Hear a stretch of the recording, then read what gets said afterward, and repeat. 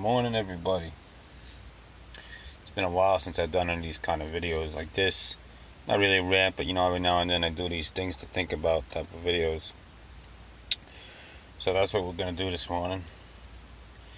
And I was thinking, if this is even a question that can be answered, what's more important to have in your group or your network, if that's the way you're planning on rolling and shit it's the fan. If you're planning on not doing the whole lone wolf thing and being in a group, what's more important, the physical trade skills or the mental skills?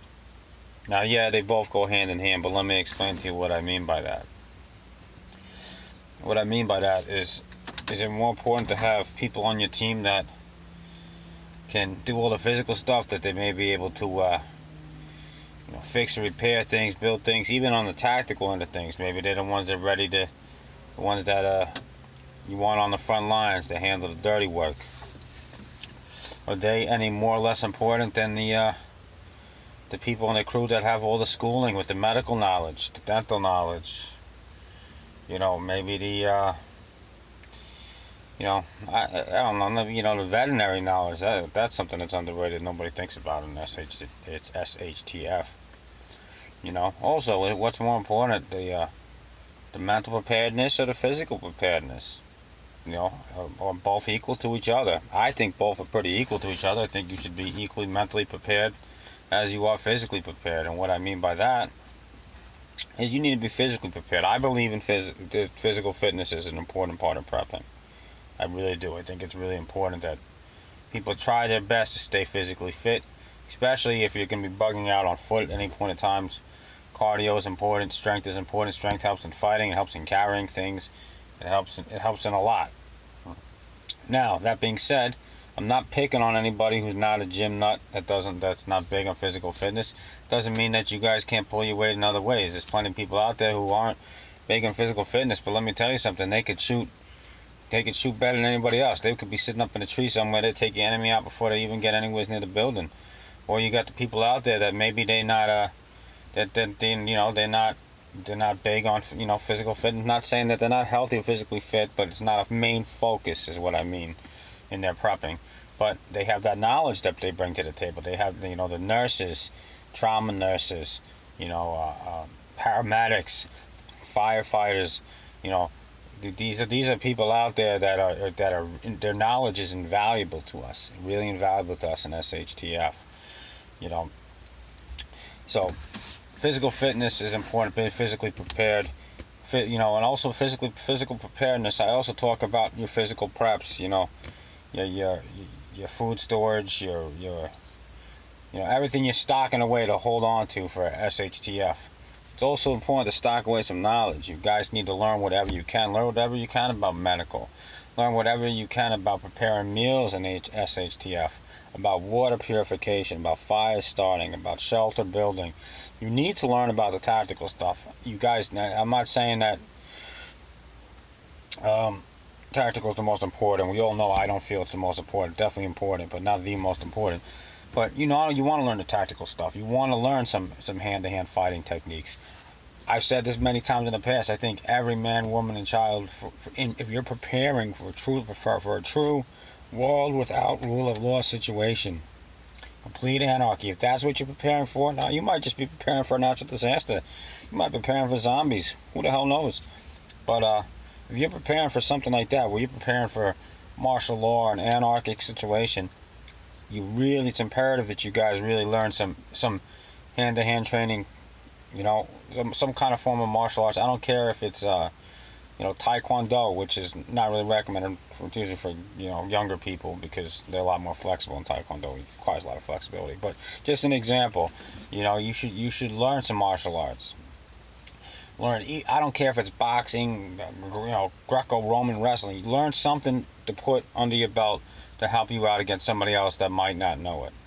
That's all I'm saying. And the more you know, the better, because there's nothing worse than getting into a combat situation, a fighting situation, with somebody that has the same exact training as you. It's a freaking pain in the ass.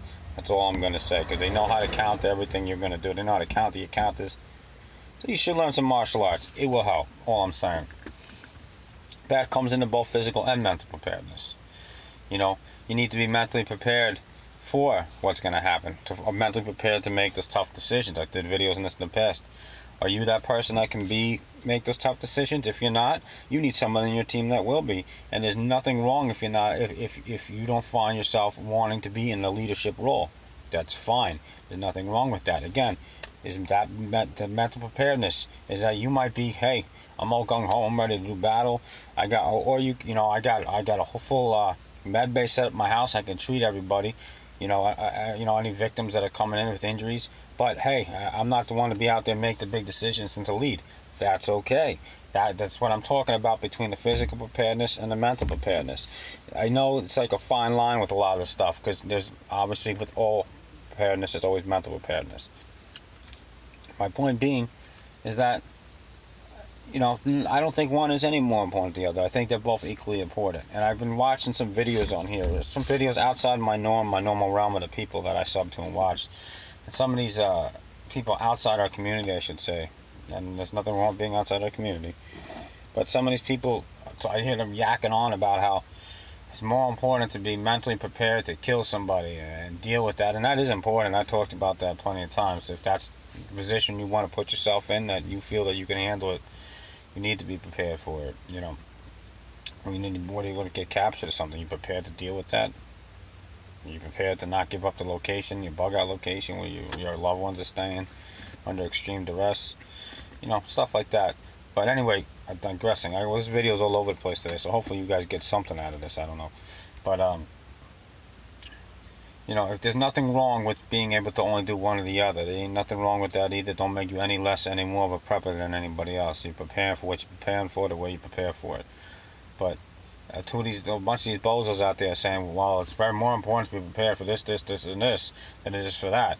It's better to be able to be the leader and be able to make the decisions than it is for you to, be able to handle dealing with the, trauma victims or doing battle and knowing how to build shelters and stuff. And then there's the other ones out there that are saying that the primitive skills are the most important. It's really more important than anything else to know how to build a shelter, make fire, and fish. I can't fish to save my life. I try. I suck at fishing, but hey, I can hunt.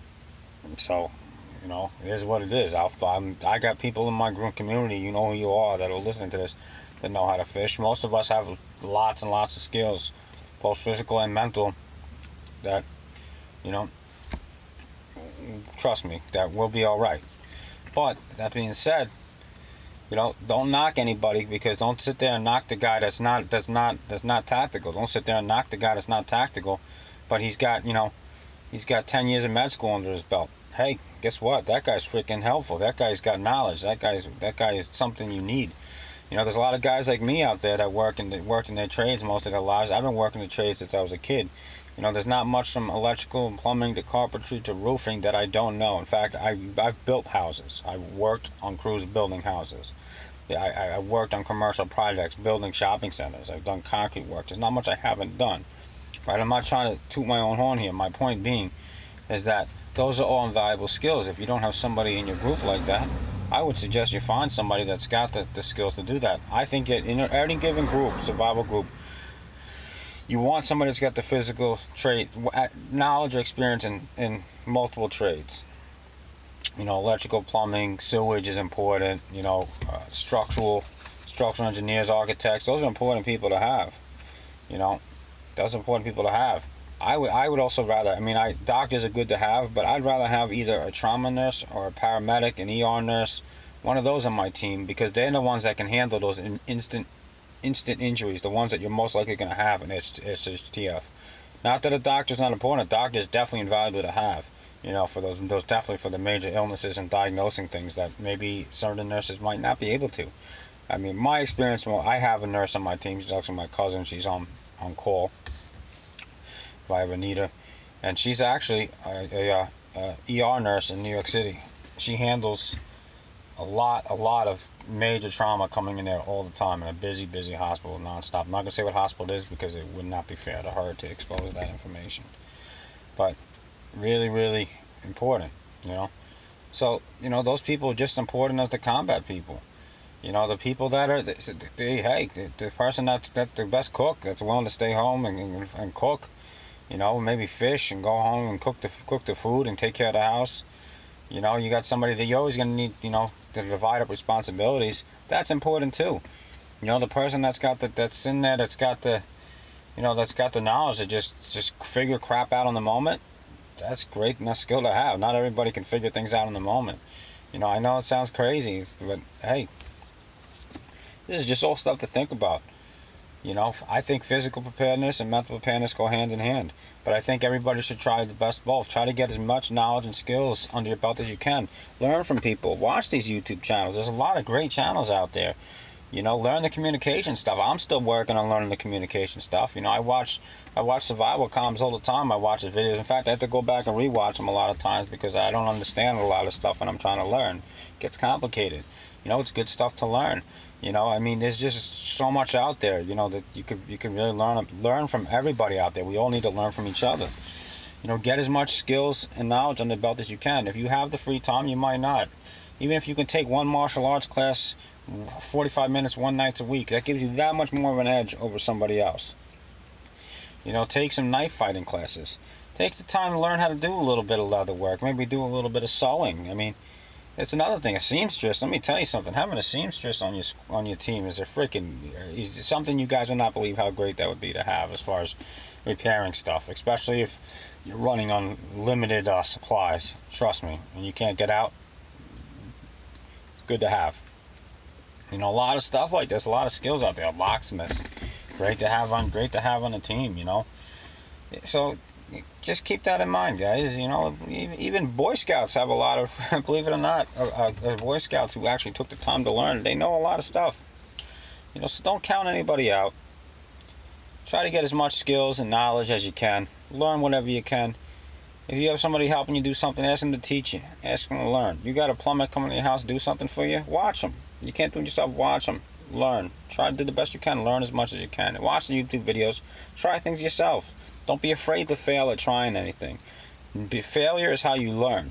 I failed at a lot of things when I'm trying to figure them out, when I was trying to learn over the years. There ain't nothing wrong with that. That's the only way you learn. So, don't be afraid of failure. Last but not least,